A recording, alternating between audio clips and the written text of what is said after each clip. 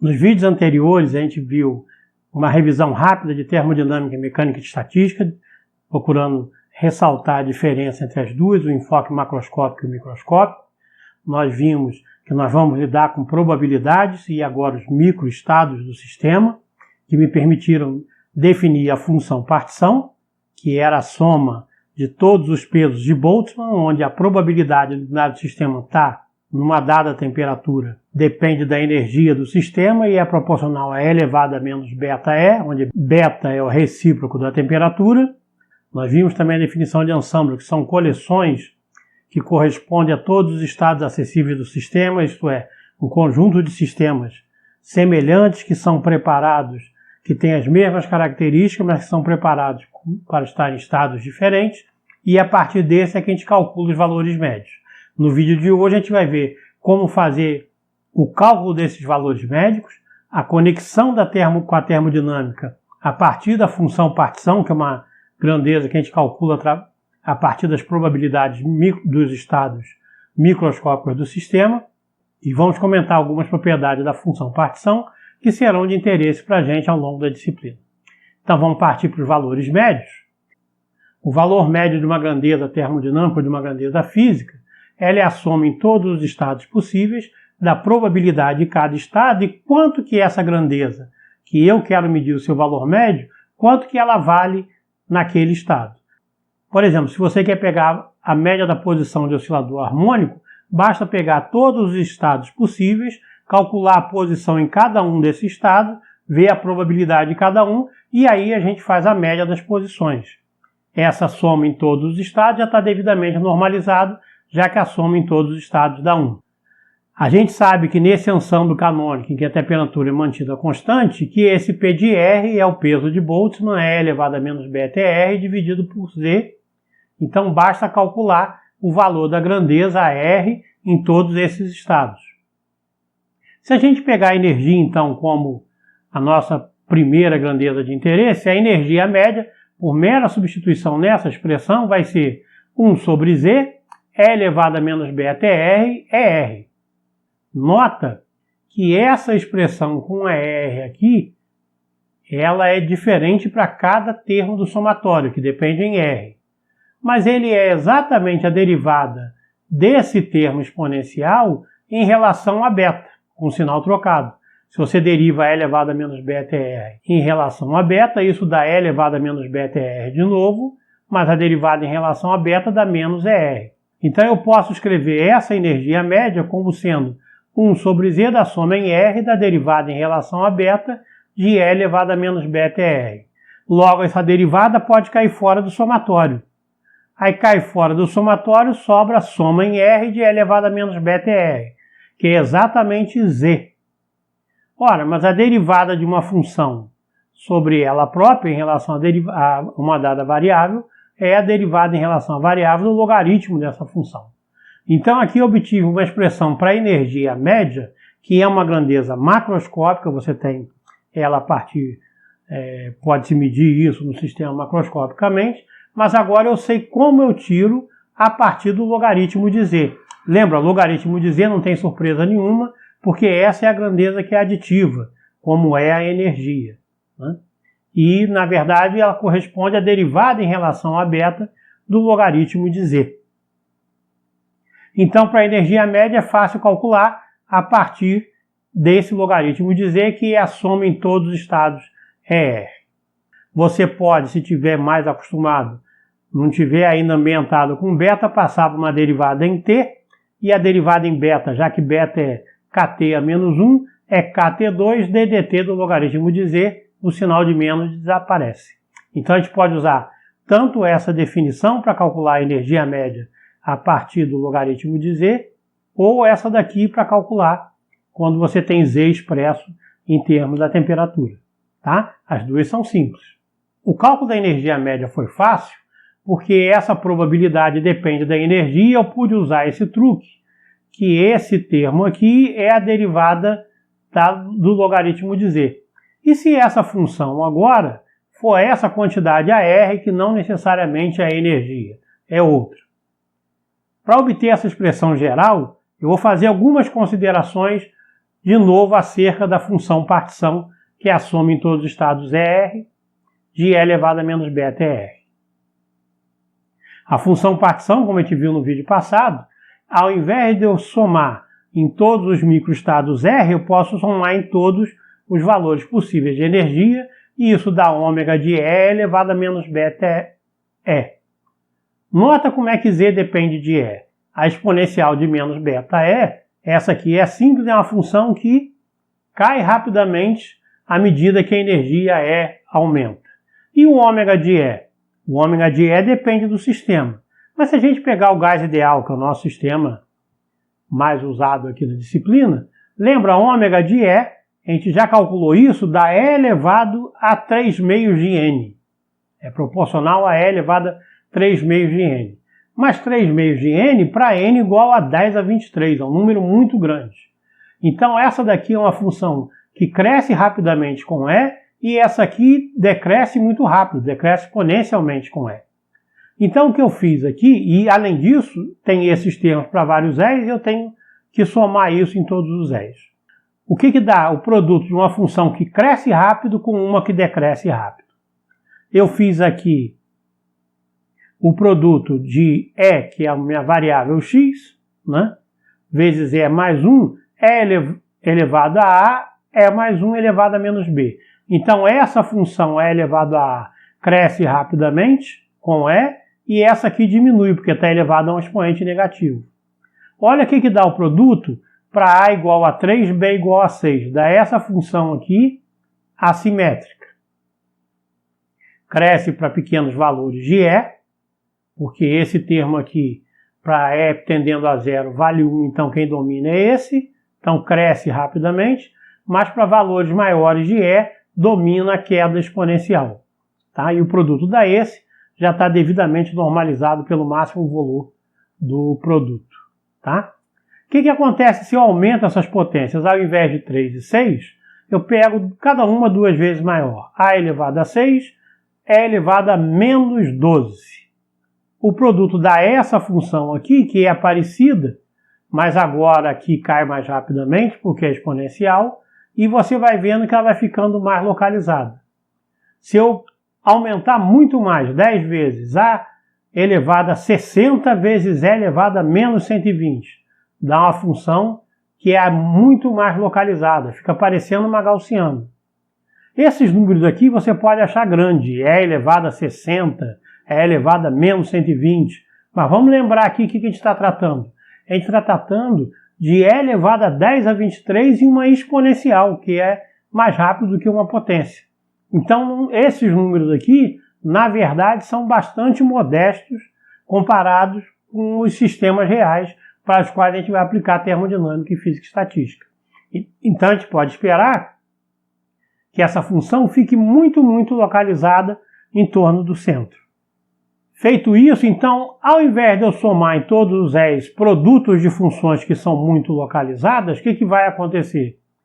Só para valores, né? Os valores de energia são todos possíveis, a gente vai somar aqui em todos. Mas esses pequenos valores e esses grandes valores vão rapidamente a zero. Só os valores de energia perto do mais provável é que contribuem para essa soma. Tá? Então eu posso trocar essa soma aqui, vamos aproximar essa função localizada por um retângulo. Um retângulo de largura fininha, ΔE, e que a altura é o ômega nesse ponto mais provável. Tá? Então eu vou substituir essa gaussiana por um retângulo mantendo a mesma área. É o truquezinho que a gente usa para calcular numericamente integrais. Isso a gente já está acostumado a fazer. Bem, feito isso, vamos mostrar para vocês como é que a gente aplica isso para fazer a conexão com a termodinâmica, que é o momento mais grandioso desse vídeo. A função partição, então, é a soma em todos os microestados, ou a soma em todas as energias, como eu coloquei no slide passado. E aí, essa soma em todas as energias, só o valor mais provável contribui, então eu vou ter um ômega de etil, E elevado a menos beta E, delta E. E agora, como essa função cresce rapidamente com ômega de E elevado a menos beta E, dE, o que eu posso fazer? eu posso tomar o logaritmo de Z, já lembrando que o logaritmo de Z é o que me interessa e que as funções termodinâmicas devem depender dele, porque afinal ele que é aditivo. Tomando o logaritmo dessa expressão, tem que o logaritmo de Z é o logaritmo disso, menos beta-E, do mais provável, mais um logaritmo de ΔE, que é uma largura que é pequenininha. Então, olha só como é que essa expressão deve se comportar. Esse termo aqui é para o gás ideal, E elevado a 3 meios de N sobre 2. Então, esse termo aqui deve ser de ordem N. Beta é médio, isso aqui também é de ordem N, porque a energia é extensiva. Isso depende do tamanho do sistema, isso depende do tamanho do sistema, e isso aqui é algo que vai ficando pequeno à medida que o tamanho aumenta. Então, quando eu fizer N muito grande, esse termo desaparece e eu posso aproximar muito bem, vai ser uma aproximação muito boa, o logaritmo de Z pelo logaritmo do ômega de E no ponto mais provável, menos beta é médio. Dividindo por beta os dois lados da equação, eu tenho Kt logaritmo de Z igual a Kt logaritmo de ômega menos E. Ora, eu posso identificar rapidamente Kt logaritmo de ômega, o K logaritmo de ômega é a nossa definição de entropia. Essa é a energia média e Kt logaritmo de Z é que vai me dar o significado do logaritmo de Z. Isso dá Ts menos E. Se a gente lembrar de termodinâmica, da revisão que a gente viu na primeira semana, essa aqui é facilmente reconhecida como a energia livre de Helmholtz. Né? Na verdade, a energia livre de Helmholtz com sinal trocado, que é o E menos Ts. Então, a energia livre de Helmholtz é menos Kt logaritmo de Z. Então, aqui eu faço a conexão de uma grandeza microscópica, que é o logaritmo de Z, com uma grandeza macroscópica, que é a energia livre de Helmholtz. Que a gente lembra, a energia livre de Helmholtz é quando você faz a energia ser função da temperatura e do volume, ao invés da entropia. A gente faz uma transformada de Legendre. Tá? Da mesma forma, dá para tirar daqui que S é dividindo por T dos dois lados, K logaritmo de Z mais E dividido por T, se dividir por Kt dos dois lados. Ou seja, S é igual a K logaritmo de Z mais beta E, onde esse E ou é médio ou é mais provável, já que só aqueles valores é que nos interessam. Então eu já tenho como tirar a energia média, como tirar a entropia e, de quebra, a energia livre de Helmholtz. A pergunta agora é, como é que a gente faz para ir além dessas grandezas e calcular as outras de interesse? Então, partindo desse resultado que a gente acabou de encontrar, F é menos Kt logaritmo de Z. Mas se lembrar da definição termodinâmica, F é o U menos Ts. Né? Então, eu posso pegar a diferencial de F, a gente fez isso no período passado, isso dá du menos TdS menos SdT, usando a derivada do produto. Mas aqui a gente pode usar a primeira lei da termodinâmica e reconhecer du menos TdS como PDV. O dF, então, fica menos SdT PDV. Como eu tinha dito antes, F é como a gente representa o sistema, é o potencial termodinâmico relevante, quando as grandezas de interesse são a temperatura e o volume. Se eu esquecer a física por um momento e pensar só em F como uma grandeza matemática, o dF é definido como a derivada de F em relação a T, com V constante, dt mais a derivada de F em relação a V, com T constante, dV. Então a gente consegue identificar dessa relação matemática com essa relação aqui, que é física, porque usa a primeira lei da termodinâmica. Então, identificando dF, dV, AT com menos P, você pode tirar, já que F é Kt logaritmo de Z, que P é Kt derivada do logaritmo de Z em relação a V. Então, consegui agora de novo fazer a conexão entre uma grandeza termodinâmica, a pressão, e o logaritmo de Z. É a derivada do logaritmo de Z em relação a V. Eu posso conferir, já que essa da segunda relação vai ser o df de t com S, eu posso conferir se essa expressão retorna a que eu obtive anteriormente.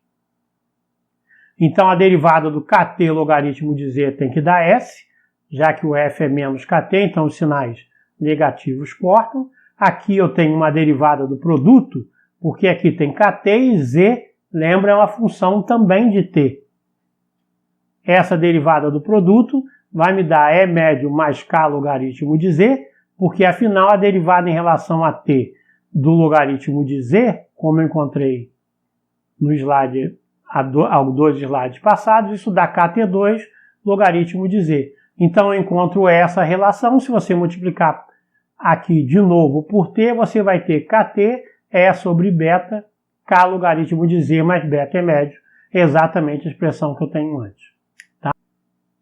Esses resultados, então, resumem a importância que a função partição tem no estudo dos sistemas estatísticos. Conhecendo a função partição, de novo, você tem toda a informação sobre o sistema.